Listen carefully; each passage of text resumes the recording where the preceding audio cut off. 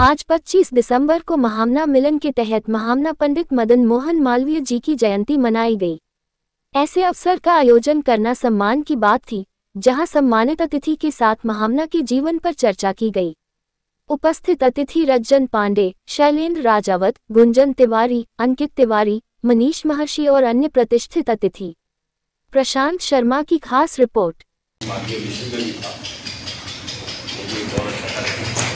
मालवीय जी का जब से हम लोग समझने मिलने लगे थे और शिक्षा के जगत में जब देखते हैं तो जो आपने एक हमारे हिंदू समाज को, एक भारतीय समाज को दे दिया, तो आज जो 75 वर्षों की आज़ादी के बाद कोई सरकार हम लोगों को दे दिया। बनारस हिंदू विश्वविद्यालय को, वो हिंदू शब्द मुझे लगता नहीं है कि किसी संस्था में कहीं आज कोई भी सरकार हो, चाहे हमारी आज तो विचार की सरकार है, ये भी नहीं दे पाई।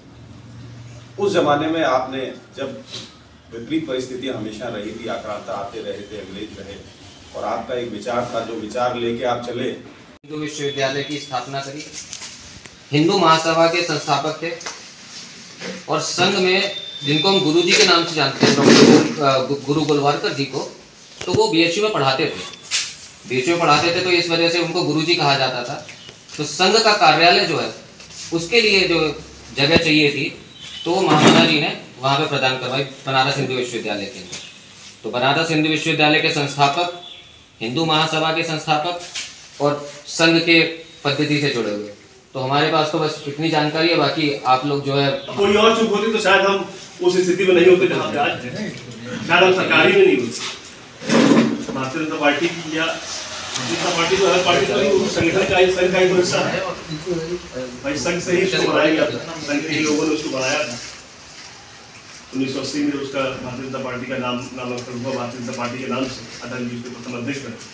उसके पहले संघ का हिस्सा था, जनसंघ के नाम से था। और संगठन की आरएसएस की बातों को ही उठाने के लिए जनसंघ का निर्माण किया गया। दीनदयाल उपाध्याय जी और श्यामा प्रसाद मुखर्जी जी के माध्यम से कि भाई सदन में हमारी बातों को रखने वाला तो हो। वो दौर वो था, वो काल वो था जब आरएसएस कार्यकर्ताओं के ऊपर बहुत जुल्म किया जाता था, उनको परेशान किया जाता था, क्योंकि सरकारें कांग्रेस की बैन लगाया गया था आरएसएस के ऊपर, आपको जानकारी होगी। तो कम से कम उस दौर में जब हमारी बात को कहने वाला नहीं था, तब ये विचार आया कि अगर सदन में हमारी कोई बात उठाएगा तभी तो हमारी बात पहुंचेगी, लोग जानेंगे कि हम लोग आतंकवादी नहीं है, अपराधी नहीं है, समाज से काम कर रहे हैं। और निश्चित तौर पर आरएसएस ने, राष्ट्रीय स्वयंसेवक संघ ने इस देश में समाज के लिए जो दिया है, समाज के लिए जो किया है, वो किसी और संगठन की हैसियत नहीं है जो कर सके। समाज में जो परिवर्तन, जो बदलाव करने का काम राष्ट्रीय स्वयंसेवक संघ ने किया है, वो किसी संगठन ने नहीं किया। लेकिन 1925 में जब इस संगठन की नींव रखी गई थी, तब परिस्थितियां वो नहीं थी जो आज। दंड का विधान 1925 में परम पूज्य संचालक जी ने रखा था।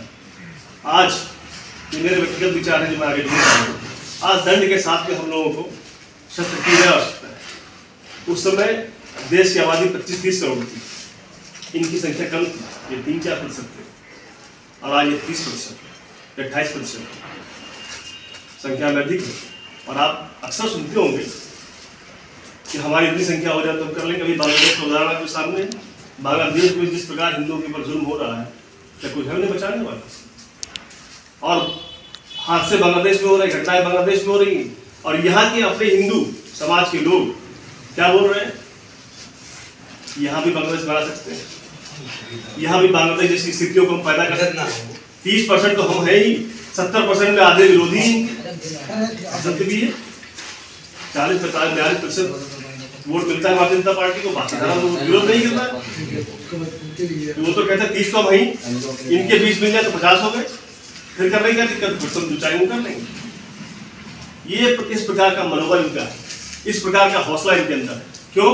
क्योंकि इनके डीएनए में वो चीज है, इनके अंदर आक्रामकता है, इनके अंदर हौसला है, इनको खोने का डर नहीं, इनको रोजी रोटी की चिंता नहीं। इनको पता है कि अगर हम बर्बाद भी हो तब भी वनडे का काम चला लेंगे। इनको पता है अगर हम बर्बाद हो गए तो नाई की दुकान खोल लेंगे, हमारा काम चल जाएगा।